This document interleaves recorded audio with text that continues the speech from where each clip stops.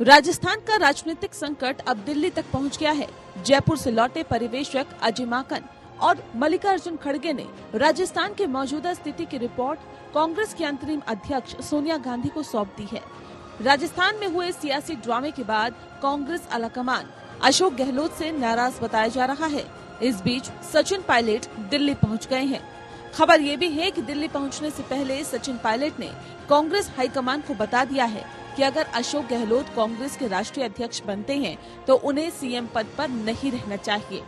साथ ही पायलट का कहना है कि ये गहलोत की जिम्मेदारी बनती है कि वे पायलट के लिए विधायकों को एकजुट करें और साथ लाएं। पायलट अपने समर्थक विधायकों के अलावा अन्य विधायकों के भी लगातार संपर्क में हैं। हालांकि उन्होंने अभी समर्थकों से हाईकमान के फैसले का इंतजार करने के लिए कहा है। 102 के बाद 5 को मंत्री बनाया, उन्हीं में से उसका विरोध क्यों किया?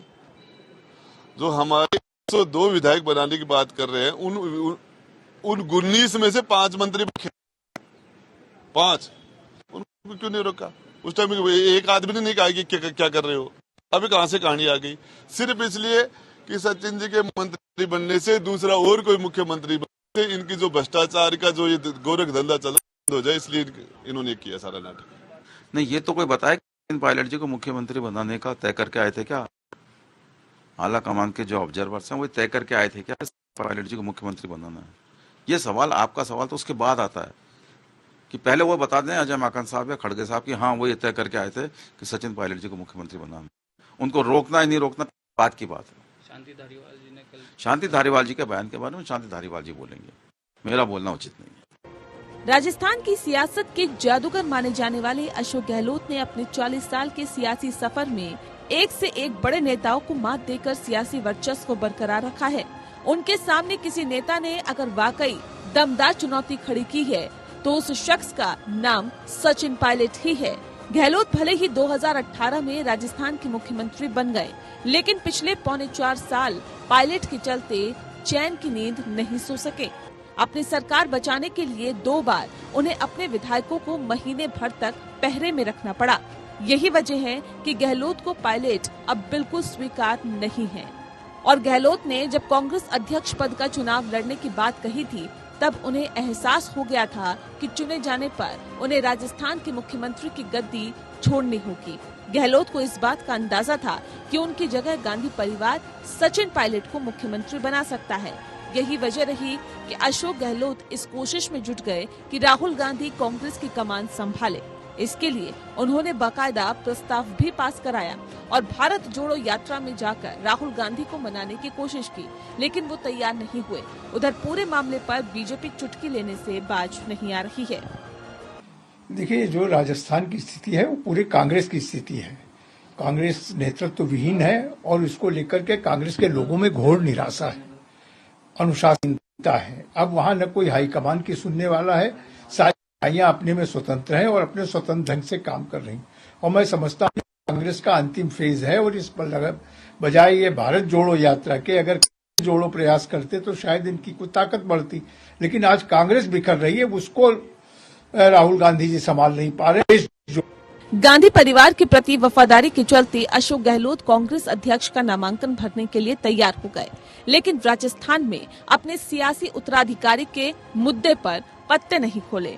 उन्होंने कहा कि कांग्रेस अध्यक्ष का चुनाव जीतकर कोई भी सीएम या मंत्री रह सकता है, लेकिन राहुल गांधी ने उदयपुर संकल्प के तहत एक व्यक्ति एक पद की पैरवी की तो गहलोत ने अपना स्टैंड बदल दिया। हालांकि वो किसी भी कीमत पर पायलट को सीएम की कुर्सी पर नहीं देखना चाहते। सचिन पायलट और अशोक गहलोत के बीच अदावत तब से चली आ रही है जब विधानसभा चुनाव में कांग्रेस का सफाया हो गया था। साल 2014 की शुरुआत में सचिन पायलट को प्रदेश अध्यक्ष बनाया गया। यूपीए सरकार में केंद्र में मंत्री रहे पायलट गांधी परिवार के सीधे संपर्क की वजह से राजस्थान के पुराने नेताओं को ज्यादा महत्व नहीं देते थे। पार्टी के वरिष्ठ नेताओं का सहारा अशोक गहलोत बने थे। साल 2018 के विधानसभा चुनाव में उन्हें टिकट दिलाने से लेकर सरकार में मंत्री बनने तक में अशोक गहलोत का रोल था। साल 2018 में कांग्रेस की सत्ता में वापसी हुई तो सचिन पायलट सीएम की कुर्सी के लिए अड़ गए थे और गहलोत का पत्ता काटने की कोशिश की। गांधी परिवार और दिल्ली में वरिष्ठ नेताओं से नजदीकी रिश्ते होने के चलते अशोक गहलोत सीएम बन गए, लेकिन 2020 में 1.5 दर्जन विधायकों के साथ गुरुग्राम में डेरा डालकर सचिन पायलट ने अशोक गहलोत का तख्ता पलट करने की कोशिश की। तब जैसे तैसे कर अशोक गहलोत ने सरकार बचाई। इस तरह कुल मिलाकर गहलोत के मन में पायलट की छवि एक विरोधी नेता की बन गई।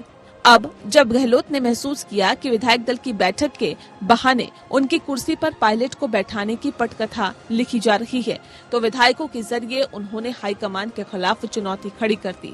82 विधायकों को गहलोत ने अपने पक्ष में खड़े कर साफ संकेत दे दिया है कि जिन्हें सत्ता की कमान सौंप रहे हैं उनके साथ तो पार्टी के विधायक है ही नहीं। अशोक गहलोत को सियासी जादूगर माना जाता है। राजनीति में आने से पहले वे अपने पिता के साथ जादू दिखाया करते थे। अब एक बार फिर सियासी गलियारे में उनकी जादूगरी की चर्चा हो रही है और उनके शिकार बने हैं सचिन पायलट। वही सचिन पायलट जिसे गहलोत पहले भी 2 बार अपने जादू से चित कर चुके हैं। हालांकि इस बार कांग्रेस हाईकमान अशोक गहलोत के ताजा रुख से खुश नहीं है। वे इस मुश्किल से निकलते हैं और पायलट को सीएम की कुर्सी से दूर भी रख लेते हैं, तो ये वाकई उनका अब तक के सियासी करियर का सबसे बड़ा जादू होगा। Bureau report.